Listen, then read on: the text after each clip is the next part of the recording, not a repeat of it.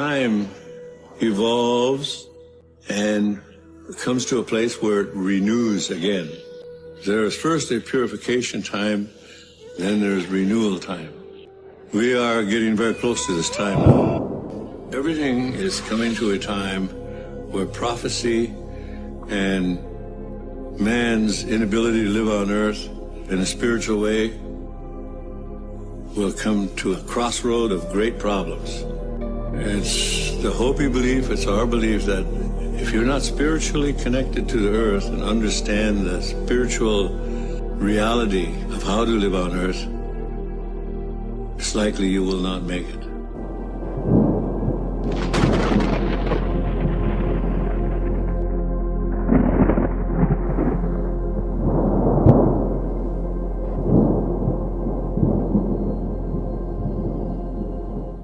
Wes Penrose Papers.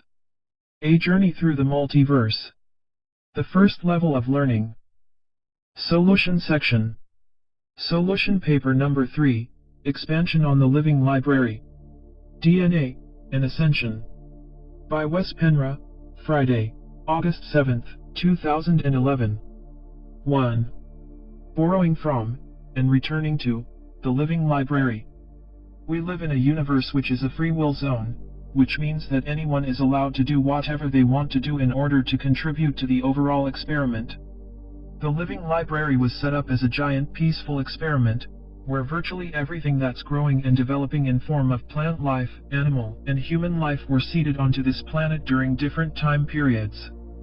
The flora and the fauna come from all over the universe, not only from our galaxy. Our planet is not the only living library in the universe, but certainly one of the richest and most beautiful.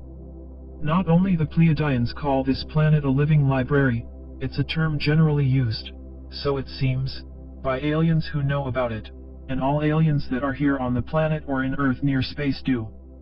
A library, per definition, is a place where you can borrow something if you promise to return it to keep the library going. So, in cosmic terms, it's nothing wrong with genetic engineering of the species of this planet, as long as it is done to enhance life and the library in general. It is not meant to be taken advantage of, and to harm the species living here.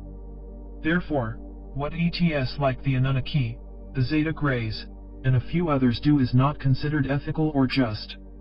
This is why ET renegades like the Pleiadians, and confederations like the Guardian Alliance are helping us regaining our perception of multidimensionality. Almost everything and anything you can think of that we humans need in form of food, medicine, and life-enhancing herbs etc. is present here on Earth, in nature. We basically don't need any pharmaceutical drugs to suppress the symptoms of underlying causes, which is the way most diseases are treated today. The remedy for basically any human condition exists in nature. The problem is that we have forgotten how to use the living library. We go out in the forest, are climbing mountains, or walking by the ocean, without understanding what it is we are seeing around us. All the plants, mushrooms, herbs, they just grow there and we have no clue what they can be used for.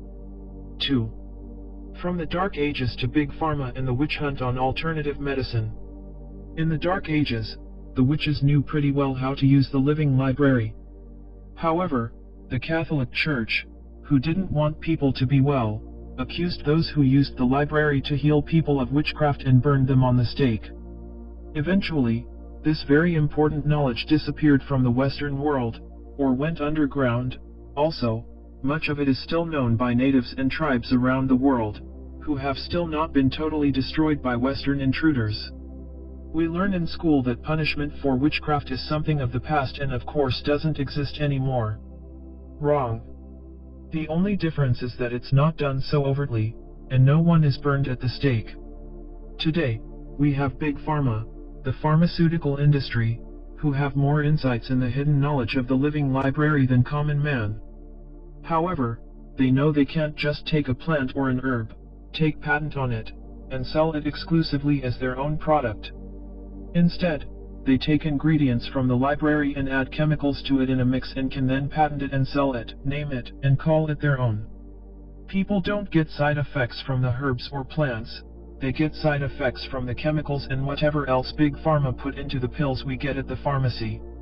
Doctors, of course, have not really been taught how to cure somebody's issues, unless it directly has to do with surgery, broken bones, and other obvious things. Instead, they are suppressing the symptoms by giving the patient a pill or two. Most PCPs, primary care physicians, see a lot of patients a day. I am working in the medical field, closely with doctors, and notice that they sometimes see 30 to 40 patients a day, handling 2 to 4 patients simultaneously, putting them in different patients' rooms and go back and forth between them in order to be more efficient. It gives each patient around 5 to 10, if you're lucky you get 15, minutes to explain their problem and for the doctor to find a solution. The solution, more often than not, is to write a prescription for a drug, increasing the strength of a drug the patient is already taking, or changing to another drug. No one cares to look at the underlying reason for the condition the patient has. They just ignore it and gives the patient the most sufficient drug to suppress the condition, in order for the doctor to go over to the next patient. It's a functionally insane money machine. The doctors often get commission on the drugs they prescribe, and drug representatives from Big Pharma, drug reps, who visit the clinics regularly, are there to promote their company's drugs, sometimes bribe the doctor, offering him/her a cruise, first class, or something similar if they switch to this particular company's drug. I have seen this happen on at least 2 occasions. I wasn't supposed to know, so how many times did it really happen and I never found out? The pharmaceutical industry is making an amazing amount of money on people's illnesses. This industry is gigantic to say the least, and it's obvious that no one with such power and wealth, making profit on people's misery, would like us to be well. That would defeat their purpose and be an enormous threat to the entire industry. Think what would happen if people all of a sudden got well, or even worse, if they got well by using other means than the health industry, which is really the sick industry. What a nightmare, not only for Big Pharma and the doctors' offices and hospitals, but for all other industries that on a higher level are working in unison to keep people sick.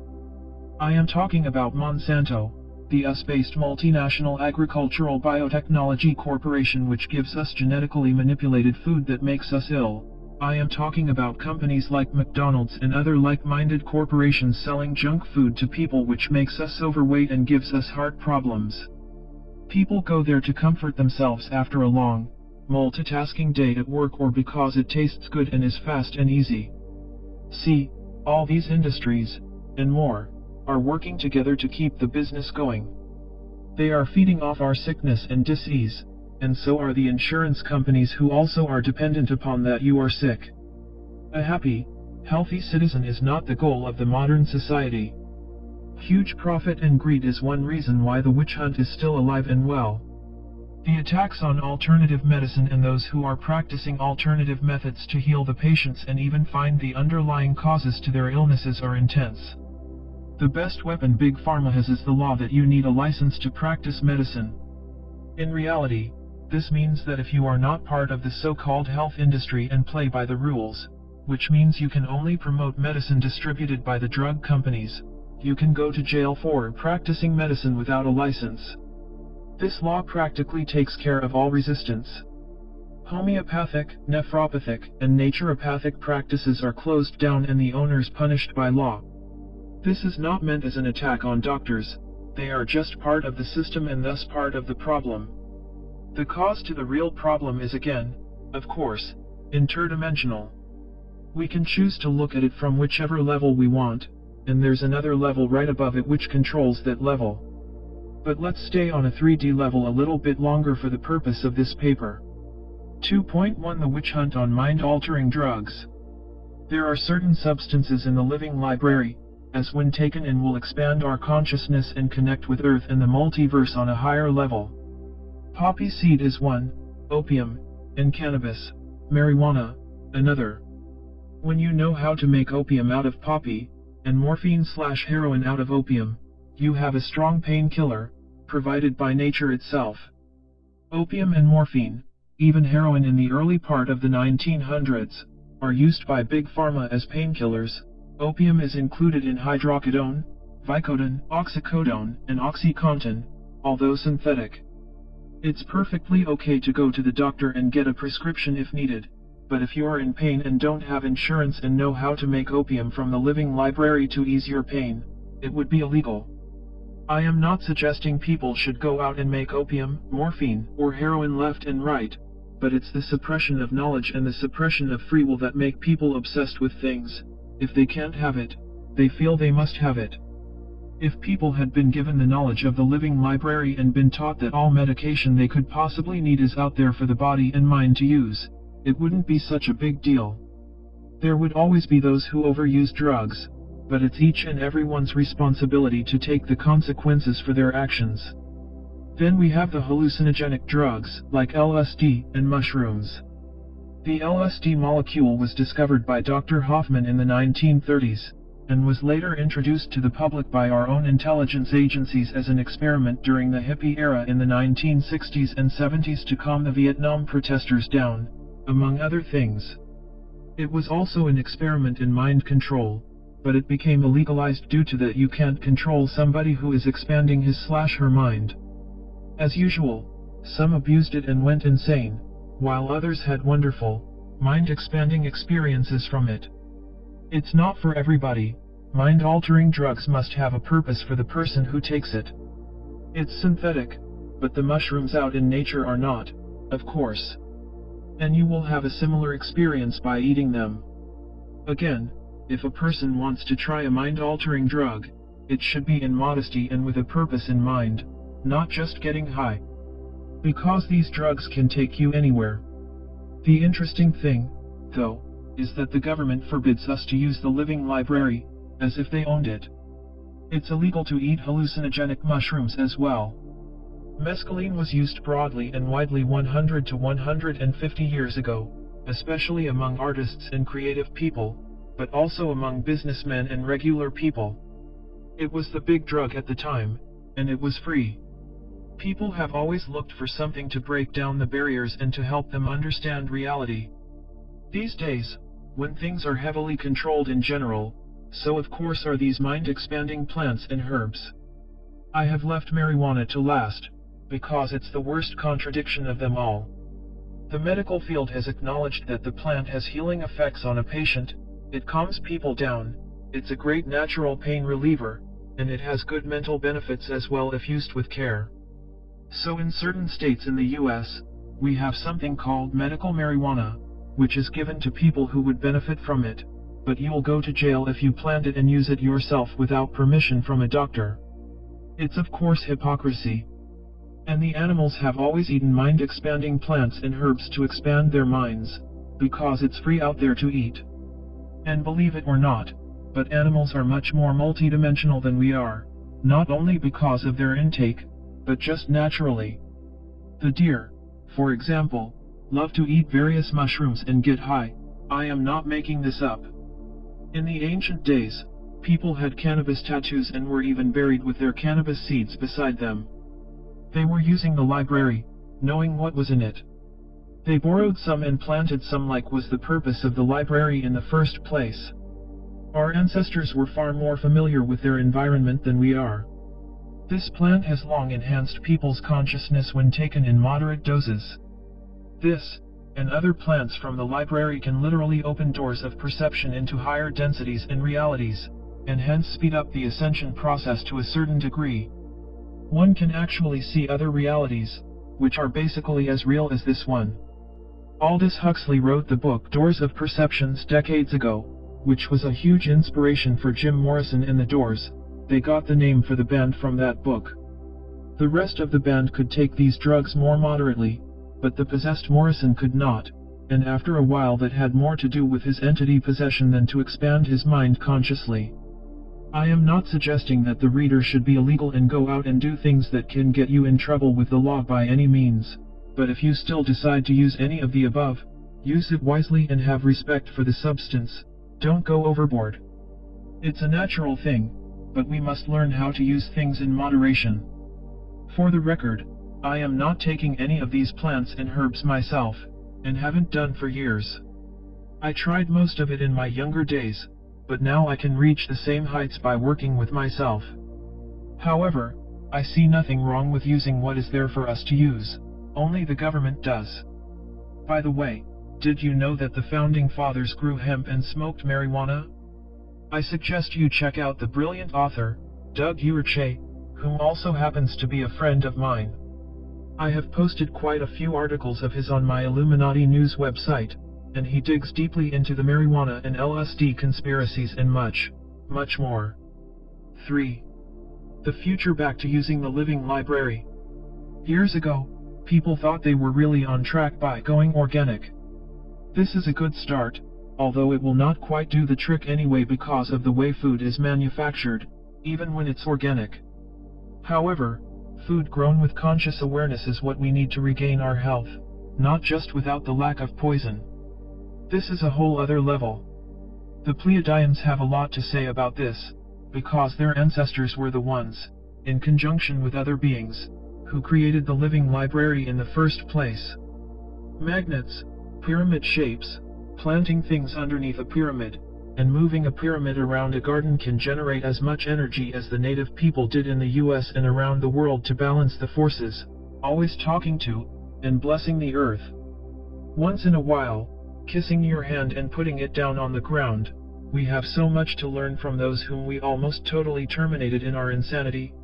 When we take everything for granted, humanity as a whole has a great need to feel gratitude for the intelligence of the elements, the magic of it, and the movements of things, and how nature feeds us. To put out crystals can work, talking to plants. In the early 1950s, L. Ron Hubbard, 1911 to 1986, the founder of Scientology, was measuring the consciousness of plants and a picture was taken of him putting electrodes on tomato plants. He knew already then that plants had consciousness, but all the way up to present day, this picture has created great ridicule amongst scientists and the general public. No, he was just way before his time, and now it's catching up with him. Fewer and fewer people are laughing. There is no doubt that there is consciousness in everything, and talking to plants that you are planting and growing in your garden, and giving them love is the most fundamental thing you can do to get healthy products. Also, always talk to the sun when dealing with the elements and planting things. The highest levels of consciousness are light and unconditional love, and the sun is giving us both light, love, and information. She is our higher self and she will hear you and know who you are when you address her directly. All these things are absolutely necessary to grow healthy food. In the old days, before the industrialization and further back, people used to go out in the field, lay down together and make love. Of course, it can be a totally different sensation to make love outside than to always do it inside, but the sexual energies are very powerful and the orgasm exponentially so. It literally opens up portals and shoots the energies out into the universe, but also enhances growth around the area where the lovemaking took place. Especially if the people who do it are already very close and truly love each other and are on the same frequency, the effects can be very profound. The energies highly increased the fertility of the land. They shared their joy with all the plants and herbs in the garden with the energy built in an orgasmic nature. That was what lovemaking in the garden was about in the old days. People had a greater knowledge of things that matters back then. These days, there is not much sharing anymore. People are suing each other as soon as they get a chance, finding new ways to earn an easy buck so they can get lazier and be home and watch more TV. That is not coming together, it's separation. And not only are we separated as human beings by technology and such, we have also totally forgotten how to energetically connect with nature as a human species. We take the earth for granted, rape her, disrespect her, forget that she exists, and know nothing about that she's a living being, hosting people like us so we can have an experience. Where is the gratitude, the recognition, the love for our planet? Where's the respect? In spite of the lack of all these things, Mother Earth is still housing us patiently, but she is tumbling and struggling under the pressure. Still, she is giving us all we need, and more, to survive and have a more than meaningful life. We need to learn how to share our love and consciousness with Mother Earth and use her and give to her the way it was supposed to be. Yes, The living library is beautiful to look at. Earth is stunning in her presence, and it's for us to enjoy, but it's also meant for us to use it as a living garden, with respect and a give-and-take situation, where we replant what we borrow in a constant symbiosis with nature. By being in nature and relearning how to deal with the elements, we learn when there's going to be rain, sun, storms, thunder. You will soon get to a level where we can sense it on a metaphysical level and in your body, rather than only know it by visual signs. It's a part of being multidimensional. The global elite, who know the power of words, always use the term fight for freedom or war against drugs, etc. Like we've discussed earlier, by fighting something we are actually getting more of what we don't want, and we are creating separation. Instead, let's claim what we want. We claim freedom. We reclaim the living library. This way we are already creating inside what it is we want. Many have asked me if Earth is a common planet out there, with all its beauty and variety in plant and animal life. Have taken part of the information from many different metaphysical sources, I have come to the conclusion that although Earth is not the only planet out there with tremendous beauty, it is in larger terms quite unique. There are myriads of planets in the cosmos which host intelligent life, but if we would travel to them, we may find many of them deserted and quite barren. First of all, it's a matter of landing at a time where there is life on the planet, which is not always easy to do if we don't know the right coordinates and the point in local time. Others are cloaked with technology so that they look barren when they are not, but it's also very common that intelligent life forms live inside the planet instead of on its surface. Earth is unique in its beauty and its variety, but also in that the inner Earth is very rich on life forms, both plants, animals, and higher intelligent beings. We will discuss this more in a separate paper. And once we have entered the caverns leading to the portals to inner Earth and been able to pass through them, we will find a beautiful world inside Earth as well. So let's feel gratitude for having the privilege of being here now at this time, on a remarkable planet which is willing to host us, take care of our bodies who are our tickets to here, and start getting along with self and others, no matter differences. Enjoy the living library and use it with care and respect, but use it. Forgive those who have done you harm, and forgive yourself and make up for the harm you may have done, and if you can't meet with people to tell them in person, do it in thought and in dream state, and you will heal along the lines of time and come together as a whole Earth being. Your different incarnations will be healed by the work you are doing now, and you can complete Experiment Earth with grace and pride, having had the most valuable overall experience possible. Enjoy life, the planet, and everything on it, and realize it is here for you and you are here for her. And you and Mother Earth help each other heal. 4. DNA, what it is, and how to reclaim what was taken from us. DNA. This is a very touchy subject. Scientists, whether they are mainstream or rouge, have very firm ideas of what DNA is, or even better, what it's not.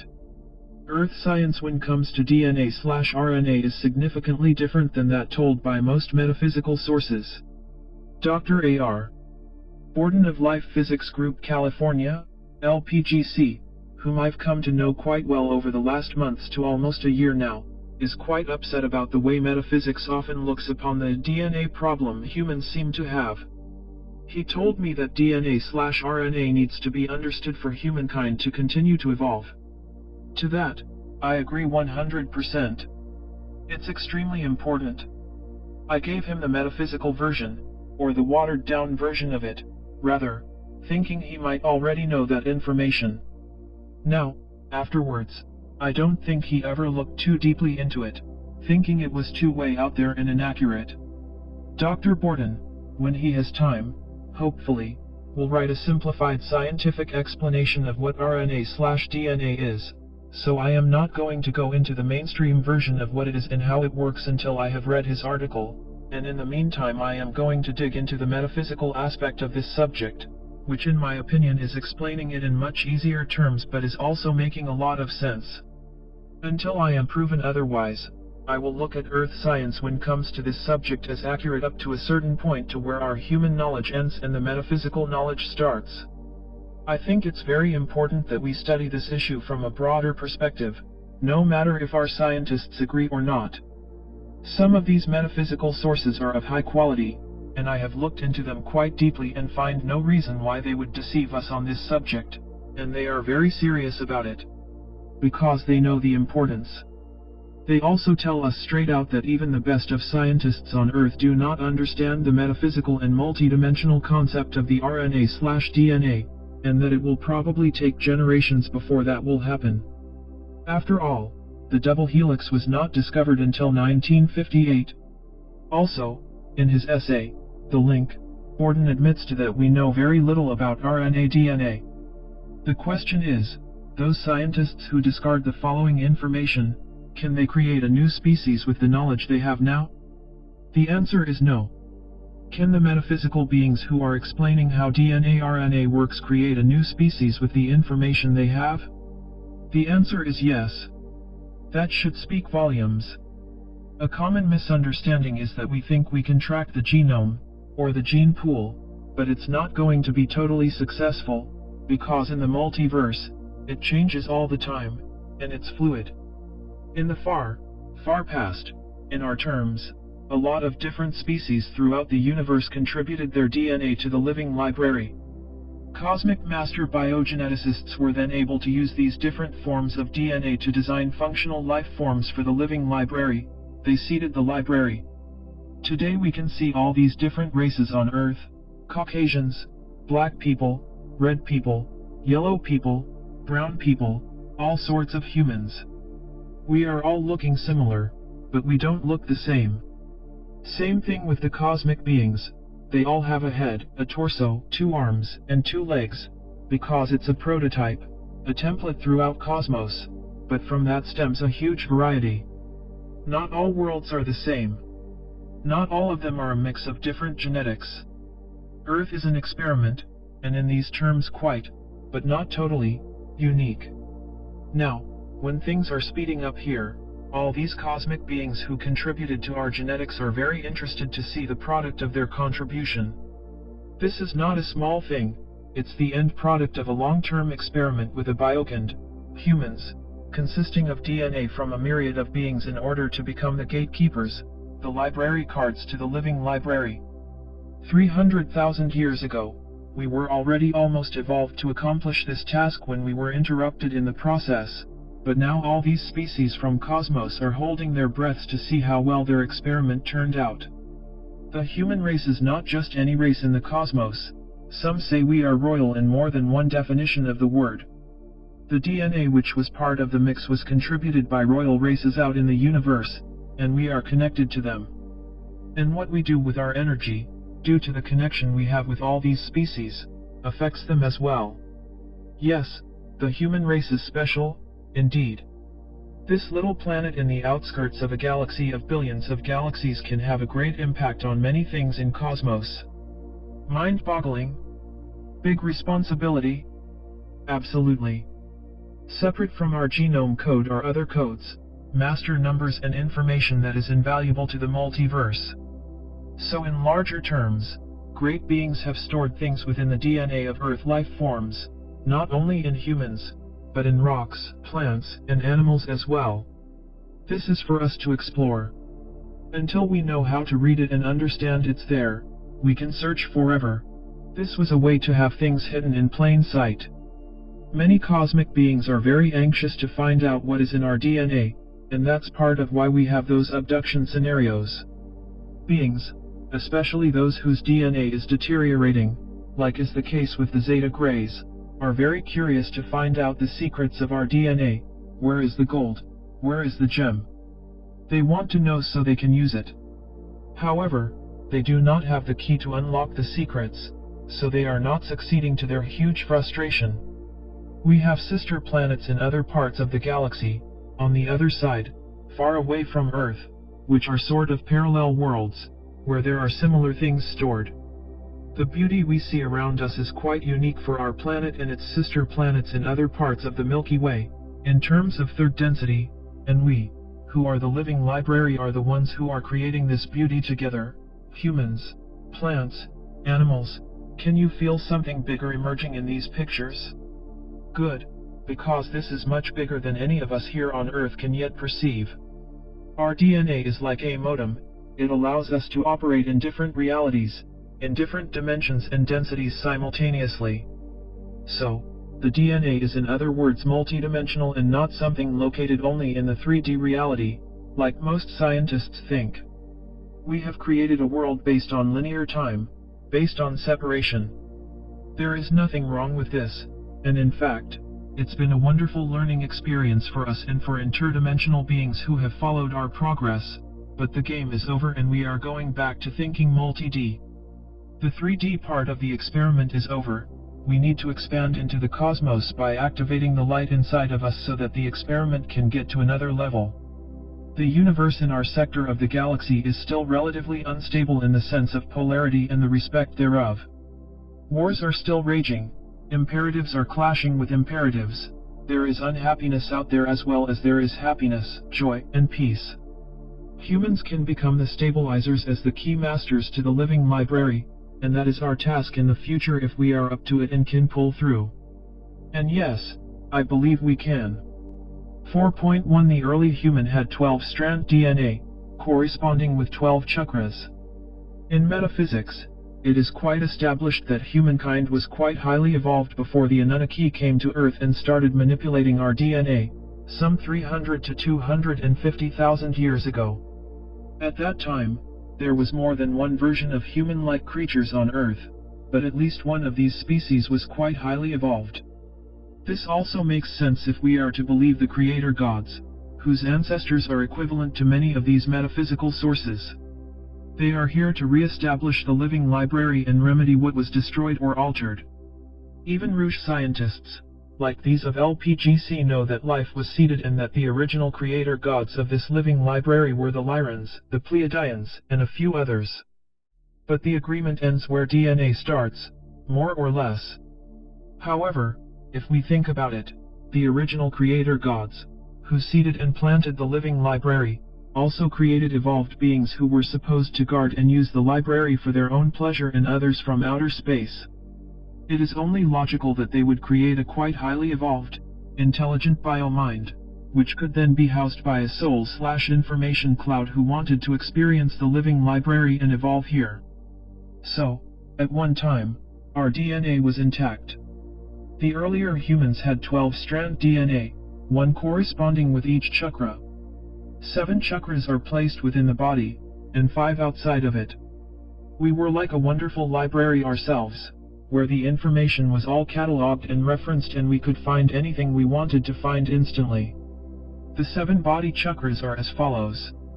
Chakras 1 to 3 are dealing with survival, sexuality, and perceptual feeling, also called the root chakras. The above 7 chakras are the ones we most often work with because they are connected with the body. Albeit, many people think these chakras is all there is. The Pleiadians and the Guardian Alliance, among others, are working on the idea of a universe based on 12 when comes to human perceptions, and therefore the chakra system is based on this number as well. To go further up the chakra system and connect with the non-physical chakras, the person needs to figure out what is going on by finding new ways to do so, without even being totally sure it is real. Chakra 8 is within our realm of activity.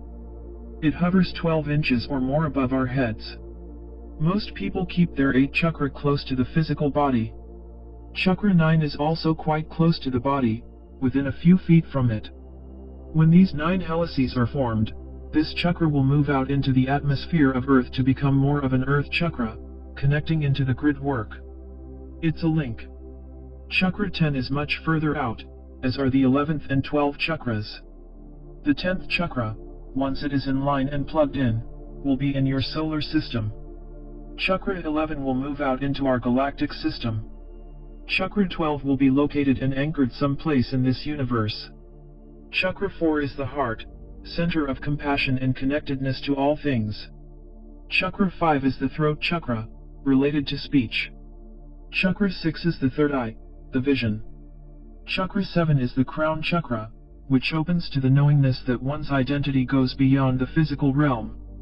As we evolve back to what we once were, we will receive information from these personal centers, because they are collective centers as well. As we learn to translate the chakra experiences, life is not the same anymore. And it's happening now on the planet. With all these 12 chakras open, you can imagine what possibilities are opening up as well. There was a time, more than 250,000 years ago, when the human species occupied higher dimensional frequencies and we had the ability to surf through realities and manipulate matter.